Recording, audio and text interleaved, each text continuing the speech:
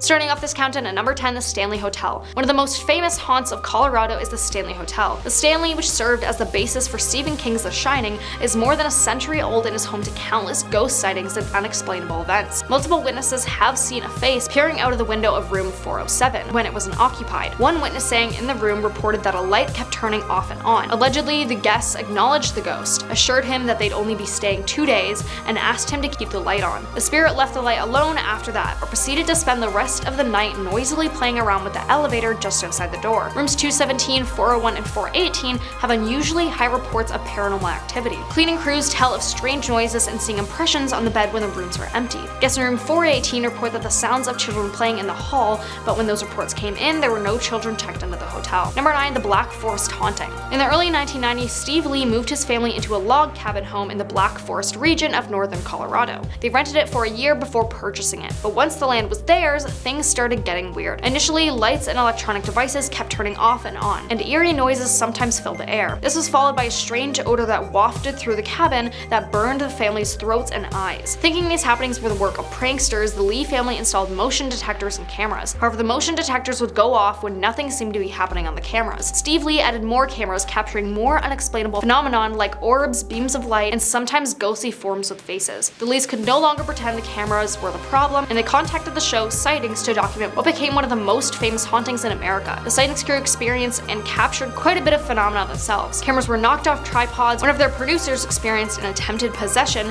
and a medium working with them determined there were multiple spirits in the house and a rift in space and time on the property. Number 8, the Vampire's Grave. European lore is rich in tales of vampires, yet one of those creatures may have found themselves in a small town in Colorado. Theodore Glava was a Transylvanian immigrant who moved to Colorado and became a coal miner. Legend says the man was tall and pale with a dark coat and long fingernails. In 1918, he passed away of the flu and was buried in the local cemetery, where some say they have seen his figure lurking at night. Some say that the tree guarding Glava's grave grew from the stake that was hammered into his heart post-mortem. Number 7, Butch Cassidy's Lost Gold. Butch Cassidy was one of the most infamous outlaws in Wild West history, and his life allegedly ended in a shootout in 1908, but it said he left behind mementos of his acclaimed career. According to the rumors, Cassidy reportedly stashed thousands of dollars worth of gold in a hideout in an unassuming Irish canyon. If this is true, the gold may still be there to this day. Should you ever visit the Irish Canyon, keep a careful eye out and you may be the one to discover Cassidy's hidden treasure. Number 6, Route 666. The infamous Route 666, nicknamed the Devil's Highway, runs through Colorado. It was renumbered as Route 491 in 2003 in hopes of dispelling the fear surrounding the demonic numbers. However, changing the numbers didn't take away the unexplainable phenomena that occurred, and is still occurring on this cursed road. When it was still known as Route 666,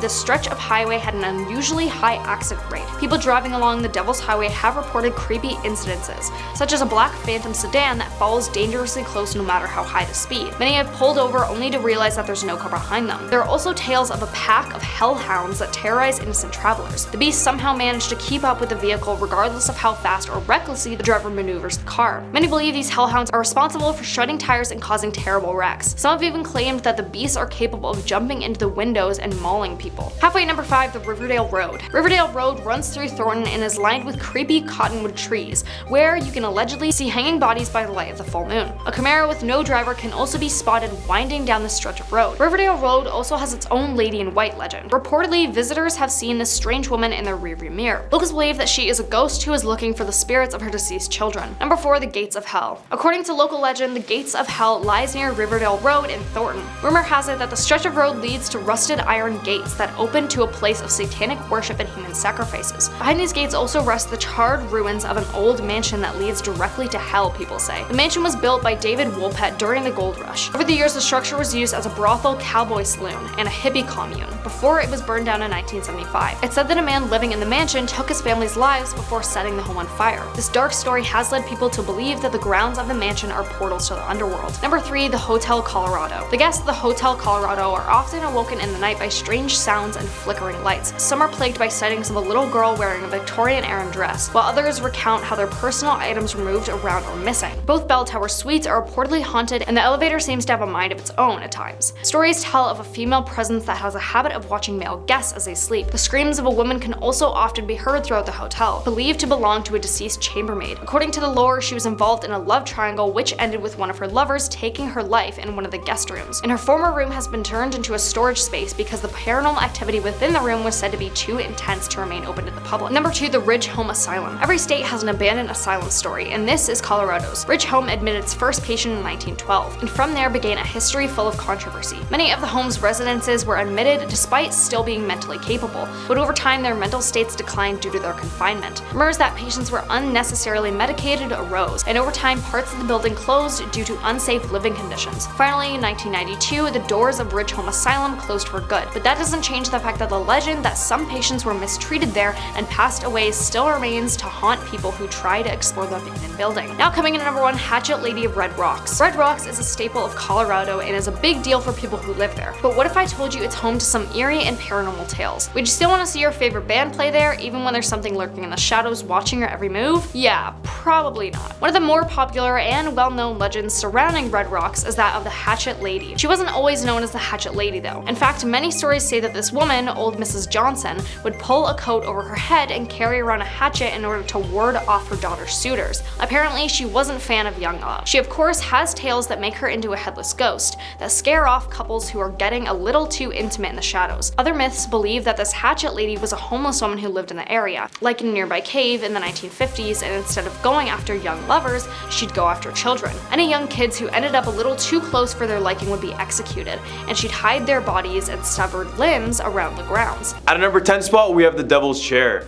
I mean, just by listening to the name, you already know there is zero goodness in this chair. So numerous physics and clairvoyants meet up year-round in Cassadaga, Florida, which is known as the state's spiritual hub to showcase their talents. Specifically, they meet up in Lake Helen Cemetery. As expected, this spiritual retreat is a hive of spiritual activity, but one place in particular is said to give you the shivers.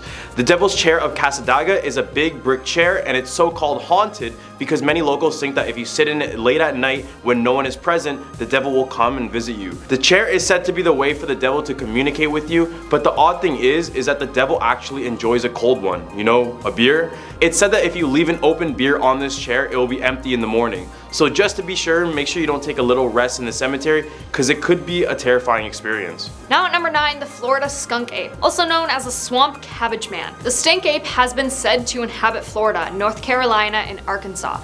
The stories date back to the 60s and 70s, during the time of the Bigfoot mania, when the ape-like creature running on 2 legs was spotted in South Florida. The creature gets its name from its pungent odor, said to be a byproduct of living alongside alligators and other swamp inhabitants. There's actually an official skunk ape research headquarters in Okeechobee, where a researcher collects and investigates reports of swamp ape sightings. At a number 8 spot, we have the grave of the Tallahassee Witch. The Old City Cemetery in Tallahassee, Florida is not your regular graveyard. In this cemetery lies a supposed witch. Yes, a real witch. The witch went by the name of Elizabeth Budd Graham, or Bessie, who was only 23 when she passed away in 1889. Her tombstone is the most expensive and the most noticeable. It has this nice stone wall with large granite vases, sculpted feathers, and a cross inside of a crown. The legend goes that Elizabeth bewitched a wealthy man into marrying her, and this is why her tombstone looks like this. The scary thing is that her tomb has a dark witch references chiseled all around the stones. A lot of the writing is written in unique poem-like fashion, but some witch references she made was doubly dead, which means that a witch can only be dead once and killed twice. Others who visit the tombstone report feelings of unease,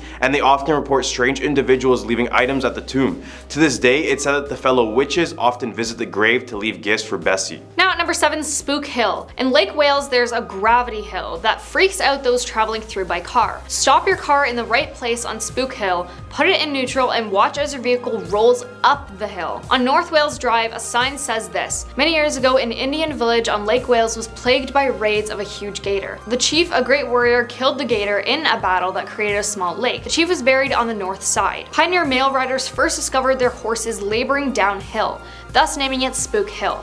When the road was paved, cars coasted uphill. Is this the gator seeking revenge, or is the chief still trying to protect his land? At a number 6 spot, we have Robert the Doll. Now, I did a whole top 10 on this haunted doll, so go check it out in the other video if you haven't already. For those staying and don't know him, the story of Robert the Doll dates back to the early 1900s in Key West, Florida.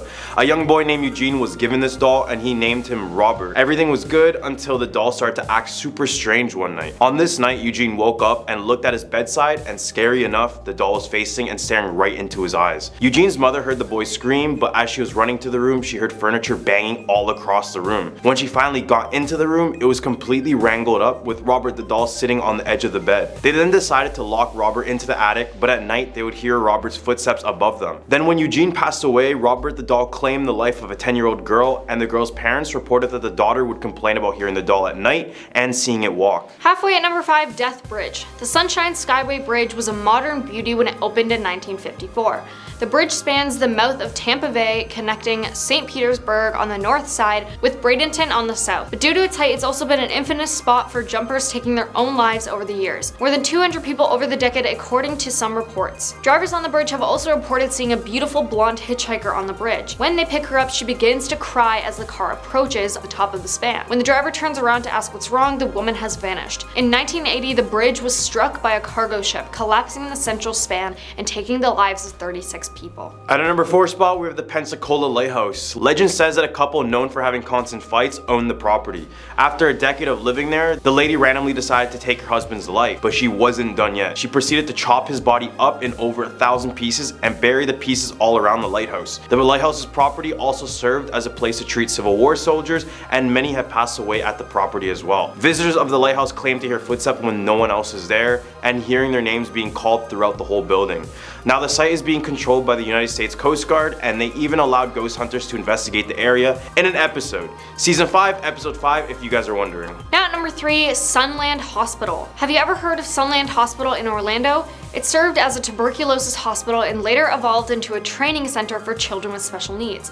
The facility closed after allegations of abuse and neglect and health code violations. The main patient building was turned into a park, and reports claim that ghostly patients still hang around. Park visitors reported hearing children's laughter when no children were around, and strange lights. Some also claim swings and other playground equipment moved by themselves. Apparently, after being torn down in 1999, all of that remains of the Sunland facility is the old administration building. There was a Sunland Hospital in Tallahassee too, but the location closed in the 80s after reports of experiments and an apparent lawsuit filed claiming abuse occurred at the hospital. The state of Florida then closed all Sunland facilities in 1983. 2 spot, we have the Bloody Bucket Bridge. Yeah, sounds really nice. During the time of the Civil War, an African American couple moved and settled in Wauchula, Florida. The woman worked as a midwife and she was pretty content with her situation. As time passed by, the wife started to act unstable, and it was all due to the memory of her own child being stripped from her life during the Civil War. Haunted by the event, she took it on her own to suffocate babies as they were being born, and what's worse is that she told the parents it was a stillbirth. Then it said that she would take the remains of the baby to her husband, who would help grind them up and place them in a bucket. Later, she would take these buckets to the bridge and dump them into the water, hence the Bloody Bucket Bridge. People claim that if you visit the bridge on a full moon night, the water will appear red in color, looking like the blood of the baby she took. Now taking our number 1 spot, Devil's Tree. Inside Port St. Lucie's Oak Hammock Park sits an old oak tree that locals say is evil, or more accurately, that something evil occurred there and it still haunts the land. In 1971, before the park was established, Gerard Schaefer, an ex-deputy for the Broward County Sheriff's Office, assaulted and took the lives of 2 19-year-old girls, Paulette Goodenough and Barbara Ann Wilcox, then buried them beneath an old oak tree. He was then arrested for homicide and stabbed till he passed away in prison in 1995. The girls have been missing since January 8th, 1973, but their bodies weren't discovered until 1977, when 2 fishermen noticed bones protruding from the ground. Local legends and ghost stories about the area include claims of blood-curdling screams erupting from the surrounding woods, ghostly apparitions, and camera malfunctions near the Devil's Tree. Police have responded to numerous calls claiming devil worshippers in hooded robes were performing rituals there. In 1993, the local pastor conducted an exorcism and put up a cross at the site. Numerous efforts to cut the tree down failed when chainsaws malfunctioned or axes broke. At number 10 spot, we have Alti the Sea Monster. In southeastern Georgia along the 137-mile-long Altamaha River, some say a gigantic sea monster is lurking in the depths, with reports dating back all the way to the 1800s. Alti, or by its original name Altamaha, is a river sea monster that was first discovered by Captain Delano of the Schooner Eagle.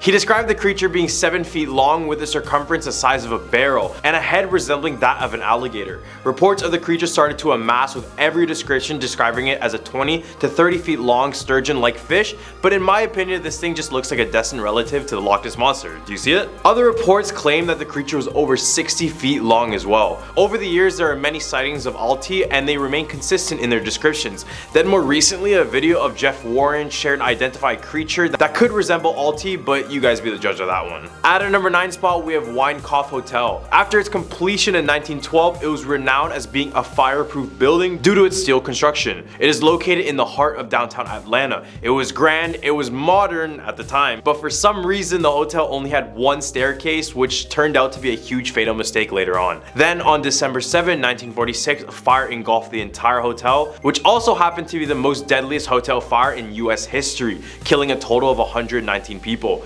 The fire started on the 3rd floor, which only meant that everyone from the 3rd to 15th floor had no way of escaping the building because of the one staircase. While some managed to jump out of their windows into the nets firemen were holding, the majority of people would be leaping to their death. The hotel has since been rebuilt, but much of the charred past remains inside of the building. At our number 8 spot, we have the Weeping Statue of Gracie. This statue is located in Bonaventure Cemetery, which was established all the way back in 1846. Although the cemetery contains many different beautiful statues, the statue of Gracie is the one that sticks out to almost all visitors. Gracie Watson was born in 1882 and grew up in the Pulaski House Hotel that her parents WJ and Frances Watson ran.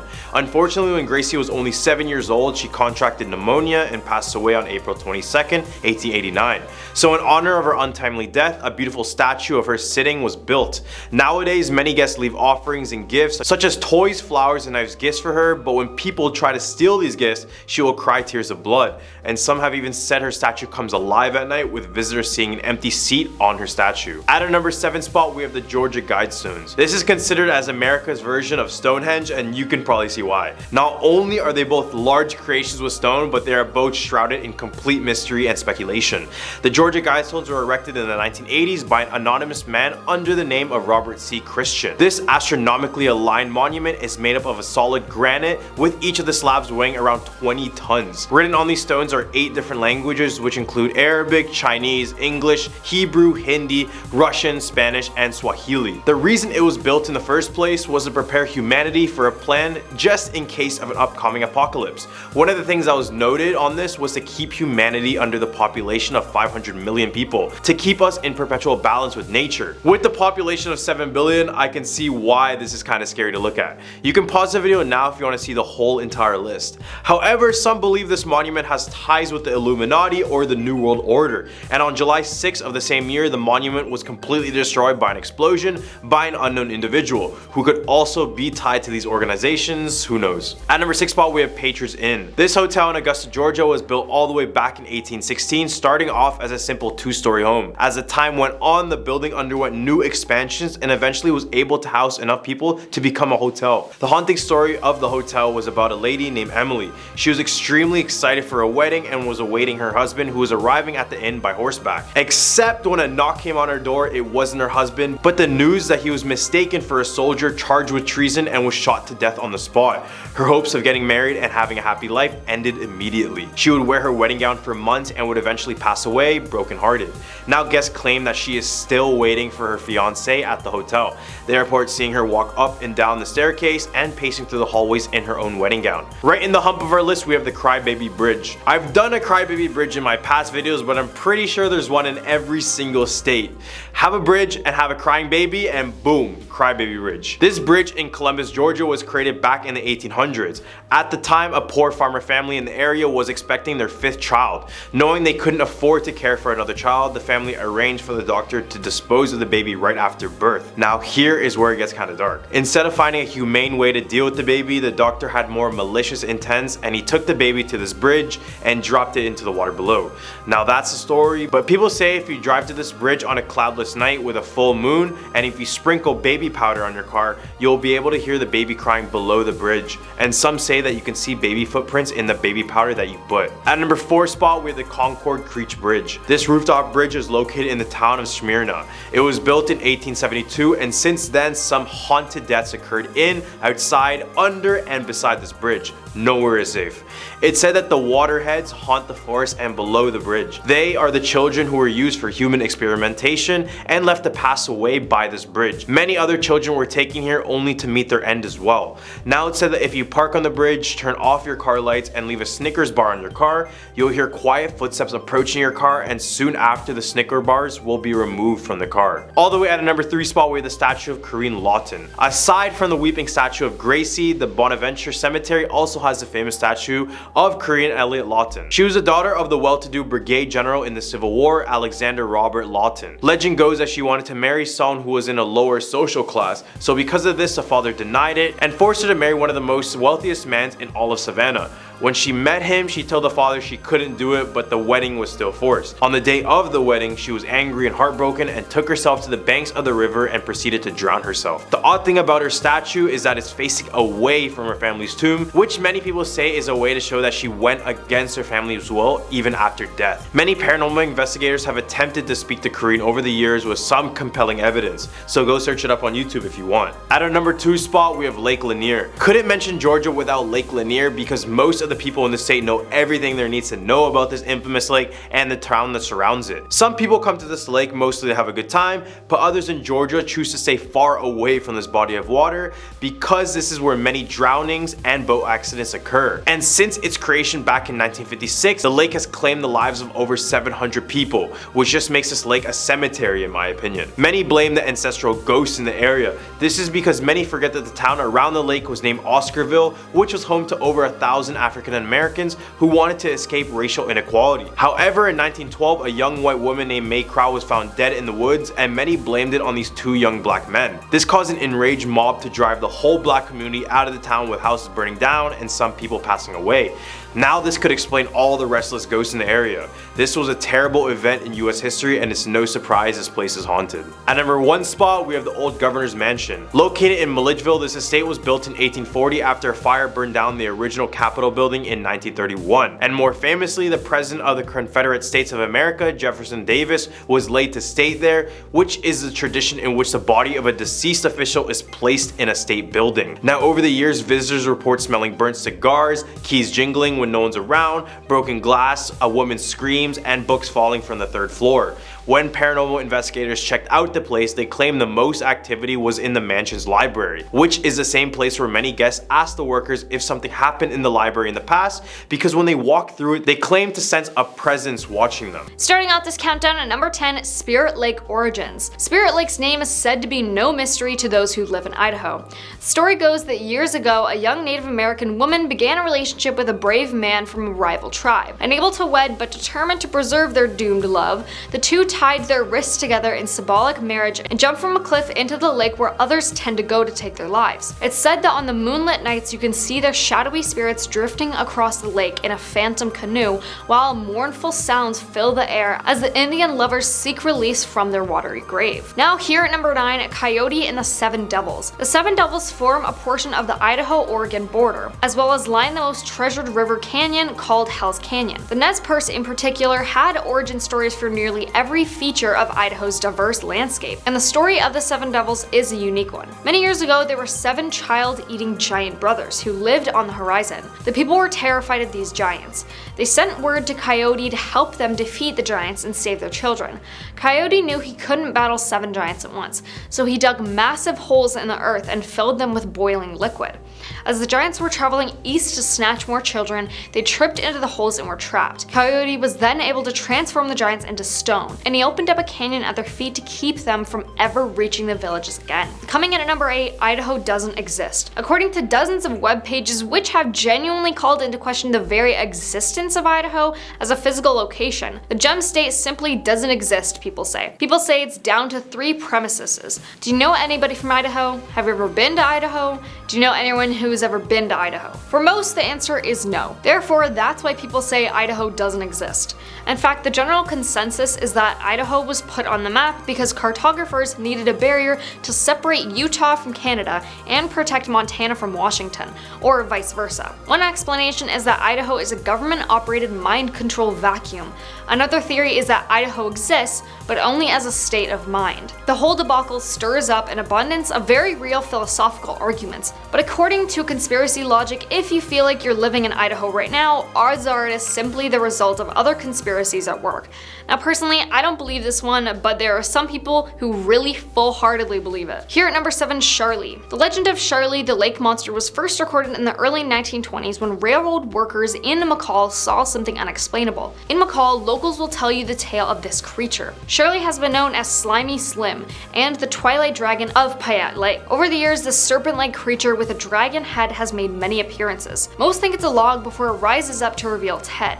The last documented sighting came in 2002, but in 1954, the Payette Lake Star newspaper held a contest challenging readers to come up with a name for this elusive creature. The winner was Leigh Isle Henneferturi of Springfield, who came up with the name Charlie. Charlie continued to be spotted over the years, but it has been seen less and less frequently. It is reported to be between 10 and 50 feet long, brownish green, having a shell, and travels in serpent-like waves, rising and falling out of the water. But this gentle beast garners nothing but love from locals, who can't seem to recall an instant when Charlie attacked any of the lakeside city's residents. Very much like the Loch Ness Monster, except the Loch Ness Monster doesn't get as much love, and it seems like every place has its own version of a monster in a body of water. Number 6, Idaho is purposely drugging its residences. In 1947, it's said that Lewiston began adding fluoride into its water, as did the vast majority of United States cities, a practice which still exists today. Many suspected, however, that the addition of fluoride, which is approved as an easy way to cut down on widespread tooth decay, was in fact a large-scale attempt to underhandedly medicate Idaho's citizens, as well as a means of covering up the drastic lack of dental care provided for the state's working people who were poor. The dramatic decrease in childhood cavity levels recorded by 1950 supported the practice as a whole, but to this day, fluoride is still majorly opposed for a variety of reasons, including links to cancer and bone loss. Halfway at number 5, Lake Pend. This deep ocean-like lake in northern Idaho is said to be the perfect place for a monstrous beast to reside. It is said to be large, gray, and prehistoric in shape and size. Locals claim he is an unknown remnant of the Jurassic era that has managed to survive extinction, against all odds. Up until this point, the creature has remained a peaceful part of local lore, although many say that sightings of the sea creature were merely glimpses of Naval Training Station's top-secret submarine and technological testing. Coming in at number 4, Civic Theater. Before this building housed the Lewiston Civic Theater, it was a Methodist church built in 1904. In 1972, it became a theater, and in 1982, 2 women and 1 man all mysteriously disappeared from the theater on the same night. Both women were found unfortunately deceased off of the property 2 years later, suspected to be victims of a homicide. The man, however, was never found, and his mystery remains unsolved. Whether or not these 3 people haunt the building, there have been numerous sightings of other ghosts in the theater. Actors and theatergoers have seen apparitions of a red-haired man, a spectacled presence in the mailroom, and an elderly gentleman in the doorway. A ghost of a director has been seen in the balcony, and apparently a bride weaves herself through the seats. Here at number 3, Massacre Rocks Water Babies. This one comes from Pocatello, where you can hear the crying of babies late at night if you sit by the river alone in the dark. Many believe that it's the sound of babies that mothers were forced to take the lives of during a famine rather than watch them starve till they passed away. Some think that these babies grew gills and learned to survive. Depending on the story you hear, a water baby is said to be a spirit or monster traditionally seen as a Native American bred urban legend of small childlike creatures living in the waters of reservations around the western United States. It is rumored that they are tricksters whose main goal is to take the lives of others. Coming in at number 2, the Murder House. The Murder House of Boys was the site of the vicious passing of Preston Murr more than 30 years ago. After an argument broke out in the basement of the house between Murr and 2 men, Murr was shot and then hacked into pieces that were dumped 100 miles away from Brownlee Reservoir. His body parts surfaced and led investigators back to the house, which is allegedly still haunted today. Many former residents and visitors of the house have said that the basement has a very creepy feeling. Even footsteps from an invisible person have been heard. There are also legends about the house that say bloodstains appear and then disappear, and a woman in old-fashioned clothing has been seen looking out the window. Now the rumor is that this 21-year-old man will forever haunt this home.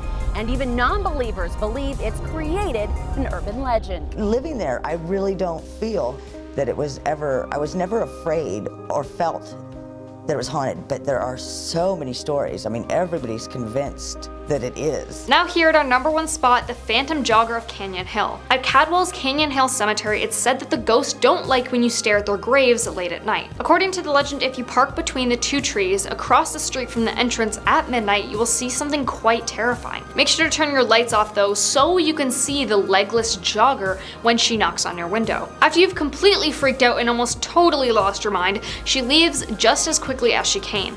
Someone has said that they parked in this spot to investigate, but they did it at noon, so it wasn't very dark. They said they didn't see any ghosts, but that it was still very creepy. At a number 10 spot, we have the 7 Gates to Hell. In the rural town of Collinsville, Illinois, they have what is known as the 7 Gates to Hell, which follows this twisting and turning back roads. The gates were formed by these old trestle bridges built back in the early 1800s, passing over the roadways that allowed trains to go over the area.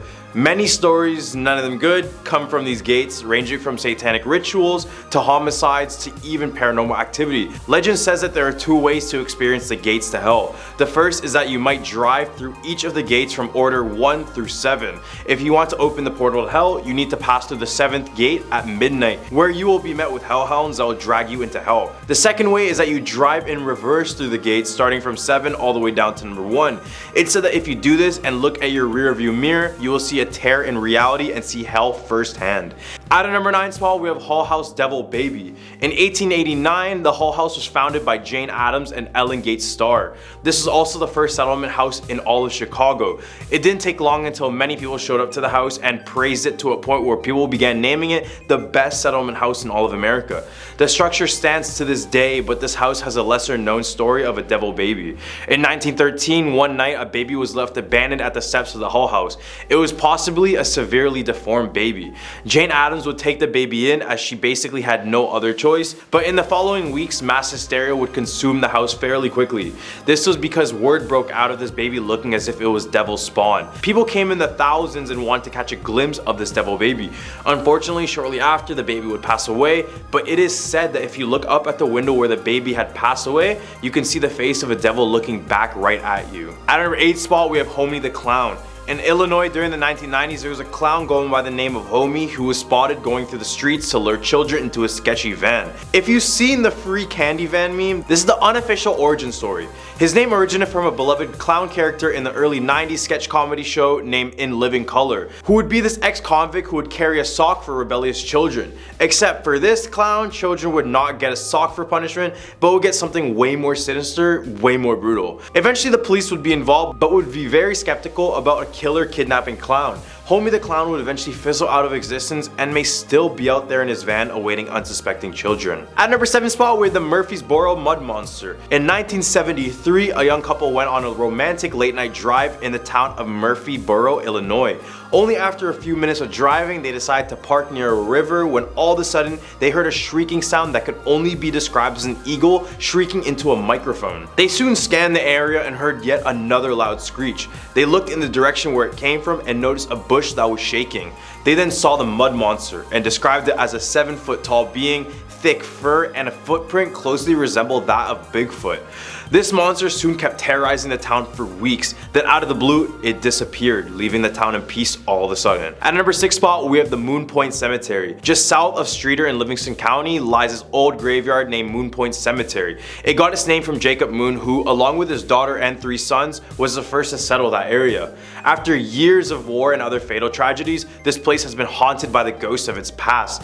One of these ghosts include the ghost of a hatchet lady. Legend has it she often visited the cemetery to watch over her son's grave after he passed away during the Civil War. Eventually she would pass away too, but immediately after, her ghost took up the vigil wielding a hatchet. She has been heard yelling or even whispering at visitors to get out of the area, and on a full moon night she is seen throwing hatchets around the cemetery. Other ghosts stuck inside the cemetery include a ghost boy, strange dancing orbs, and the sound of a sarcophagus lid opening. It doesn't help the fact that vandalism is happening at the cemetery, so it's basically confirmed that the spirits are unrested within this place. was. In the hump of our list, we have ghost elephants. On June 22nd, 1918, a train was heading to Indiana for a performance before they were struck head-on with another train that ignored all sorts of warnings. The crash alone was bad, causing many lives to be lost, but it wasn't until a fire broke out as a result of the crash where many more lives were claimed. An estimated total of 85 circus performers lost their lives, making it the second worst circus accident in all of history. The bodies were buried at a nearby cemetery named Woodland Cemetery, and while many bodies were unrecognizable due to the charred remains, they were buried in mass graves with unknown man or unknown woman marked on the graves. At night, visitors of the cemetery claimed to see the apparition of an elephant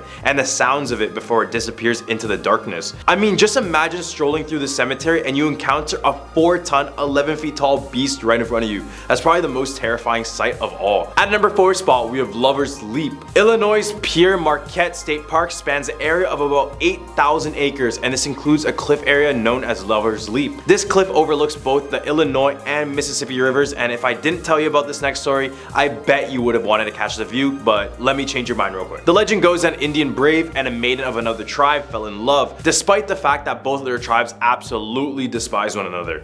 The tribes have set up so many walls that they even use starvation as a tactic of war. Because of this divide, the two are forced to stay away from one another, and the chiefs of each tribe forbid them from marrying one another. No exceptions. So just like Romeo and Juliet, the two met up one last time at Lover's Leap and proceeded to jump off the cliff together because they thought if we can't have each other, then no one can. Now couples who go near this cliff have the sudden urge to jump off with their partner even if they come to the area completely happy with no personal issues. All the way at a number 3 spot, we have the Thunderbirds. This legend all started back in 1977 when Ruth Lowe from Lansdale, Illinois was drawn outside by a loud noise coming from her backyard. When she looked, she noticed the area was in complete darkness with something large approaching the ground. Before she could understand what's happening, a massive bird lifted her child a full 2 feet above the ground before letting go and vanishing out of the air.